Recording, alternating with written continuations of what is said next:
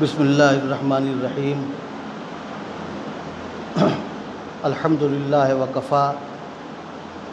والسلام علی عبادہ الذین اصطفیٰ اما بعد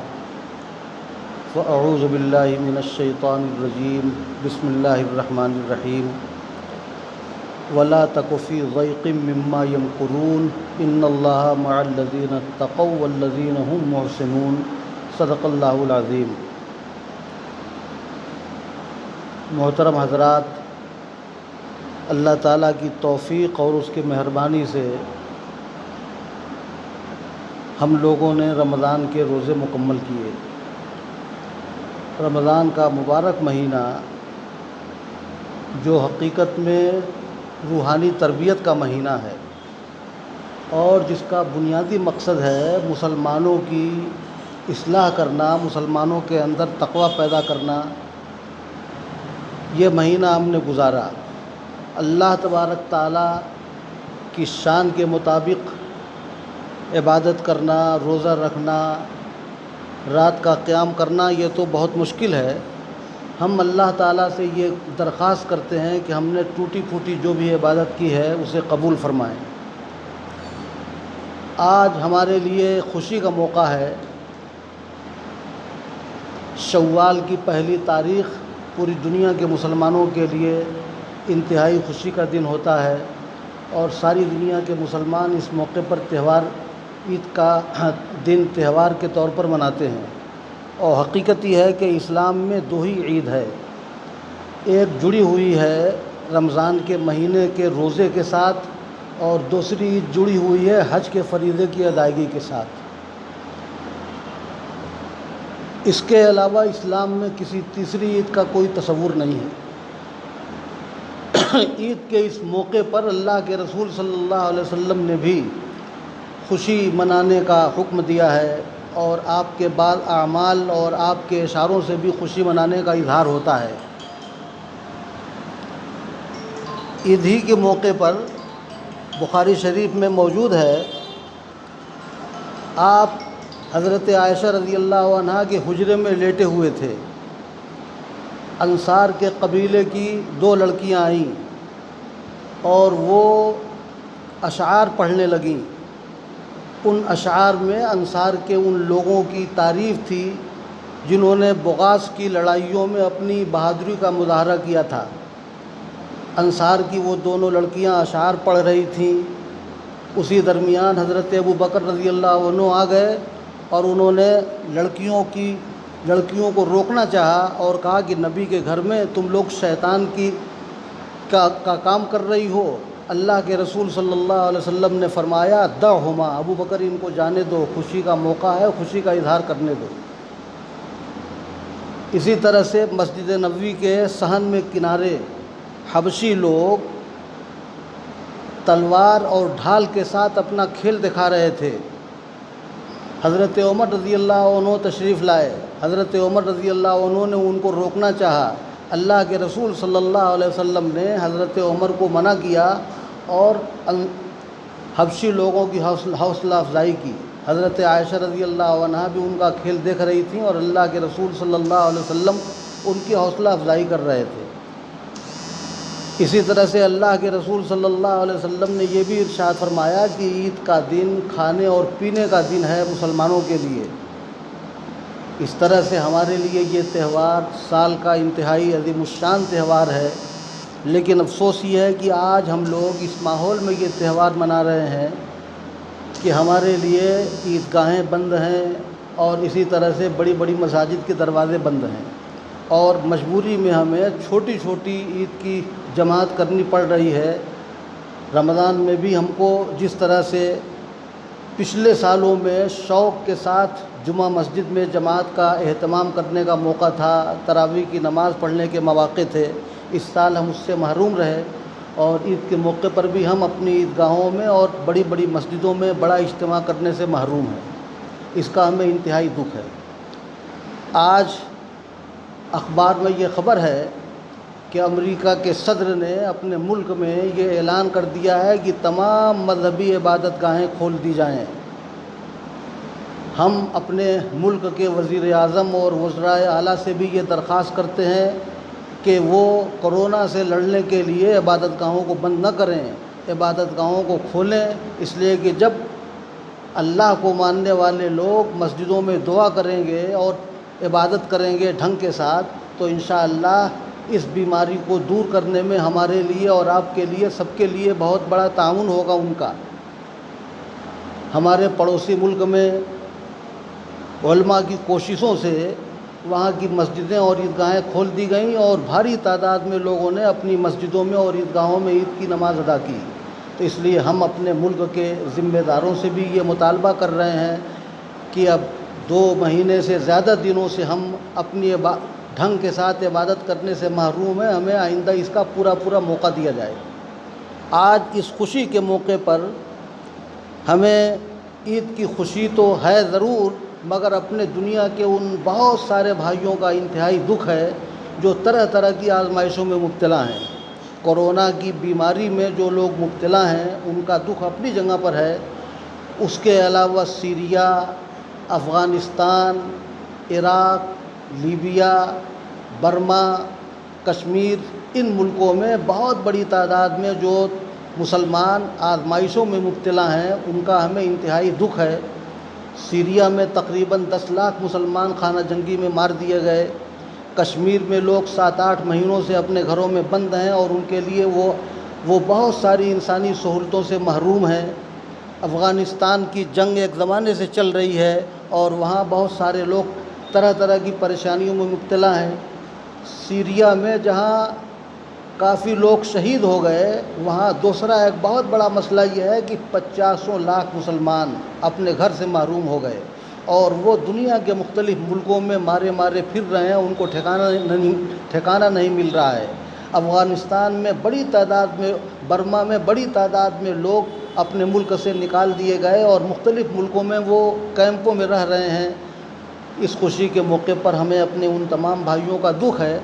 اور ہمیں اپنے ان بھائیوں کے لیے ضرور دعا کرنا چاہیے کہ اللہ تعالیٰ ان کی پریشانیاں دور کریں، آزمائشی حالات سے نکلنے کے لیے مواقع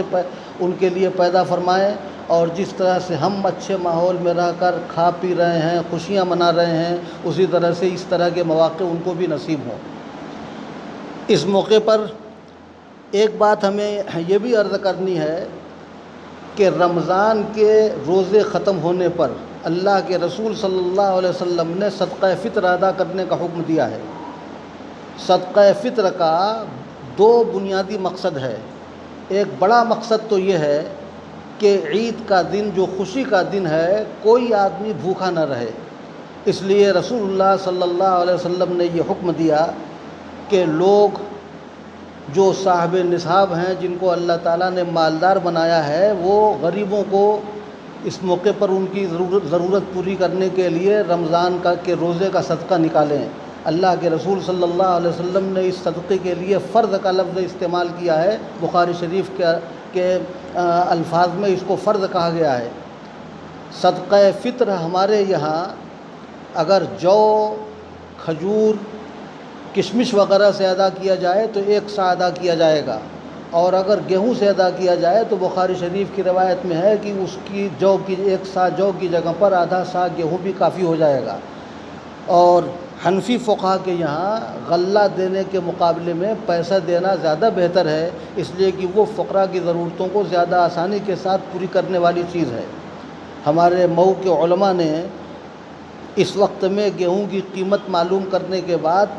جو مقدار متعین کی ہے، جو رقم متعین کی ہے، وہ 35 روپیہ متعین کی ہے۔ اس لیے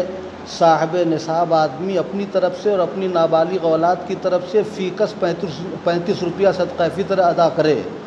اور یہ صدقہ فطر ہمیں عید کی نماز سے پہلے ادا کرنا چاہیے۔ صدقہ فطر کا ایک بہت بڑا دوسرا مقصد یہ ہے کہ رمضان کے روزے جو بہت اونچی عبادت ہیں اور جن کے بارے میں اللہ تعالیٰ کا ارشاد ہے، الصوم لی وانا اجزی بہ، روزہ میرے لیے ہے اور روزے کا بدلہ میں دوں گا۔ اللہ تعالیٰ اس کا بدلہ دیں گے اور اپنی شان کے مطابق دیں گے، اس لیے بہت ساری عبادتوں میں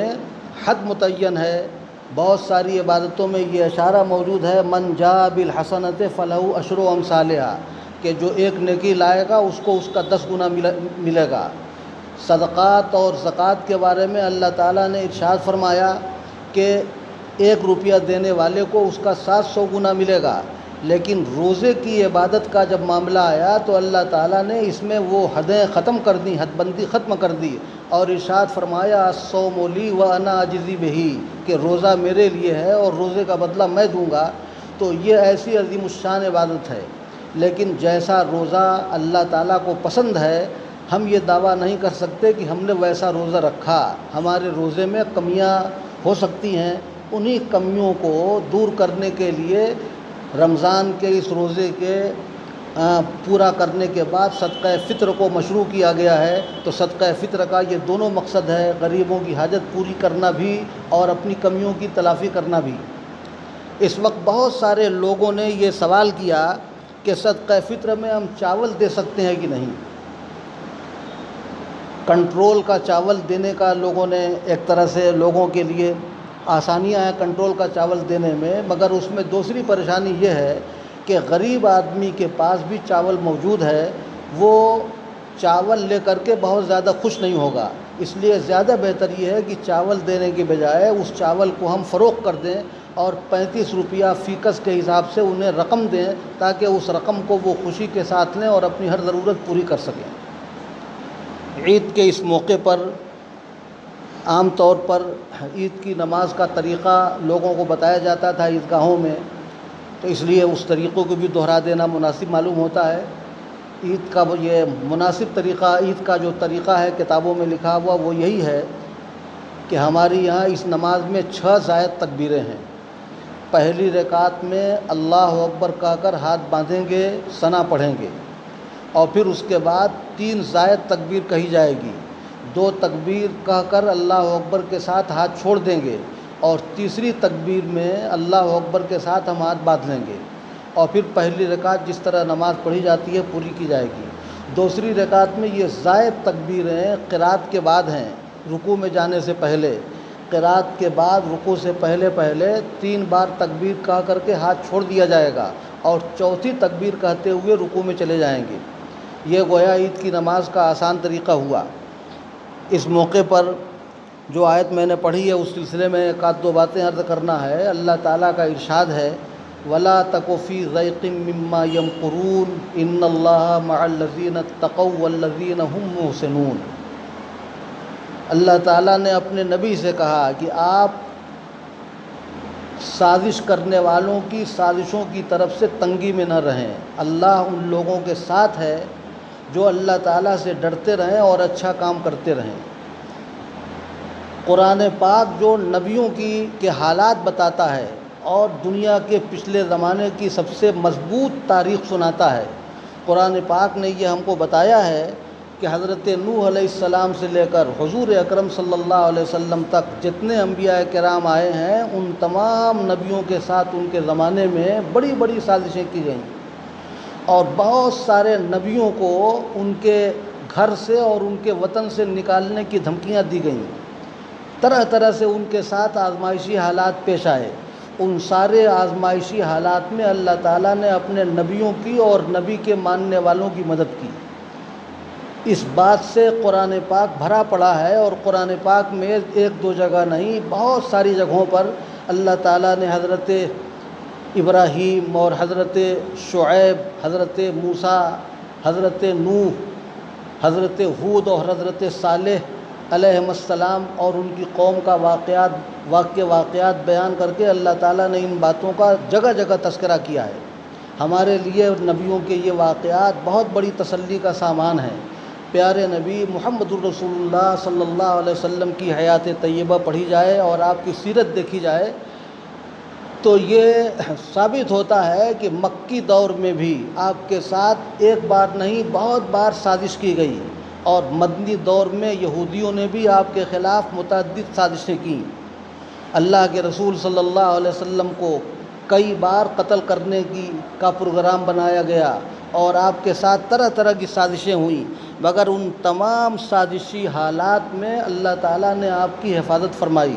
اور اپنے نبی کو مزید اطمینان دلانے کے لیے یہ کہا کہ ولا تک فی ضیق مما یمکرون ان اللہ مع الذین اتقوا والذین هم محسنون، کہ آپ ان سازش کرنے والوں کی سازشوں کی طرف سے ہرگز تنگی میں نہ رہیں، ہم ان لوگوں کے ساتھ ہیں جو اللہ سے ڈرتے رہیں اور اچھا کام کرتے رہیں۔ آج بھی مسلمانوں کو یہ شکایت ہے کہ ہمارے خلاف سازشیں ہو رہی ہیں، اور اس میں کوئی شبہ نہیں ہے کہ مسلمانوں کے خلاف دنیا کے بہت سارے ملکوں میں بہت سارے طاقتور ملک اور بہت ساری طاقتور قومیں مسلمانوں کے خلاف سازشیں کر رہی ہیں۔ ہمیں اپنے ملک میں بھی اس بات کا احساس ہو رہا ہے۔ اس سازشی ماحول میں بچاؤ کے لیے اور اپنی حفاظت کے لیے دو بڑی بنیادی چیز ہے، اللہ تعالیٰ سے ڈر کر رہنا اور اسی طرح سے اچھا کام کرتے رہنا۔ اللہ تعالیٰ سے ڈر کر رہنے کا مطلب یہ ہے کہ مسلمان اپنی زندگی میں ہر موقع پر یہ دیکھتا رہے کہ کیا اللہ نے حلال کیا ہے، کیا اللہ تعالیٰ نے حرام کیا ہے۔ پیارے نبی محمد رسول اللہ صلی اللہ علیہ وسلم کی سیرت اور آپ کی سنت سے ہمیں کیا سبق ملتا ہے، اور اسی طرح سے جو ہمیں دعوت دی گئی ہے، حکم دیا گیا ہے ایمان اور اعمال صالحہ کا، ایمان اور اعمال صالحہ والی زندگی کو ہمیشہ اپنے سامنے رکھیں۔ انشاءاللہ اگر مسلمان ایمان اور اعمال صالحہ کے ساتھ جینا چاہیں گے، اللہ تعالیٰ کے کلمے کو بلند کرنے کا جذبہ رکھیں گے اور اس بات کی کوشش کریں گے کہ دنیا میں ہم اسلام کے ساتھ جئیں اور ہمارے ملک میں اسلام باقی رہے، تو سازش کرنے والوں کی تمام سازشوں کو اللہ تبارک تعالیٰ اپنی قدرت سے ناکام کریں گے۔ اس وقت ہم بہت خوش ہیں کہ رمضان کا روزہ اور رات کا قیام ہم نے ٹوٹے پھوٹے انداز میں کیا، اور کل ہمارے لیے عید ہے، لیکن اس عید کے موقع پر ہمیں اس بات کا دکھ ہے کہ جس طرح پچھلے سالوں میں ہم بڑے اجتماع کے ساتھ نماز پڑھتے تھے، اس وقت ہم اس طرح سے نماز نہیں پڑھ رہے ہیں۔ اسی کے ساتھ ساتھ ایک بات مجھے یہ بھی عرض کرنا ہے کہ عید کے موقع پر نماز پڑھنے کا موقع 2 دن ہے۔ اگر کسی وجہ سے کچھ لوگ کل نماز نہ پڑھ سکیں تو ان کے لیے پرسوں بھی یعنی عید کے دوسرے دن بھی عید کی نماز ادا کرنے کا چانس موجود ہے۔ کچھ ایسے لوگ اگر چھوٹ جائیں جو کل نماز نہ پڑھ سکیں تو کسی بھی امام کے پیچھے دوسرے دن بھی وہ نماز ادا کر سکتے ہیں۔ نماز عید ادا کی جائے، اور چونکہ جمعہ کی طرح سے عید کی نماز میں بھی اذن عام شرط ہے، اس لیے جہاں ہم نماز پڑھ رہے ہیں تو وہاں دروازہ بند نہ رکھیں، آنے والے نمازیوں کو کسی طرح سے نہ روکیں، نمازی جو آنا چاہیں وہ اندر آئیں اور نماز پڑھیں۔ سارے لوگوں کو اللہ تبارک تعالیٰ اس موقع پر خوشی کے ساتھ، سارے ہندوستان اور دنیا کے مسلمانوں کو خوشی کے ساتھ یہ تہوار منانے کا موقع دیں، ہمارے ملک کو امن اور سلامتی کے ساتھ باقی رکھیں۔ ساری دنیا جو اس وقت کرونا کی وجہ سے پریشان ہے اور طرح طرح کی الجھن میں مبتلا ہے، اللہ تعالیٰ سارے مسلمانوں کی اور ساری دنیا کی حفاظت فرمائیں، اور خاص طریقے سے ہمارے ملک میں جو کوششیں ہو رہی ہیں اس بیماری سے بچاؤ کی، ان کوششوں کو اللہ تعالیٰ کامیاب کریں، اور ہمیں اپنے حکمرانوں کی طرف سے، ضلع کے حکام کی طرف سے اور لوگوں کی طرف سے جو ہدایات مل رہی ہیں، ہمیں ان تمام ہدایات پر عمل درآمد کرنا چاہیے تاکہ ہم بیماری سے محفوظ رہیں، ہمارا شہر اور ہمارا ملک بیماری سے محفوظ رہے اور جلد از جلد اس بیماری سے ہم نجات حاصل کر سکیں۔ اللہ تعالیٰ ہم سب لوگوں کو خوشی اور امن سلامتی کے ماحول میں یہ تہوار منانے کا موقع نصیب فرمائیں۔ وآخر دعوانا الحمد للہ رب العالمین۔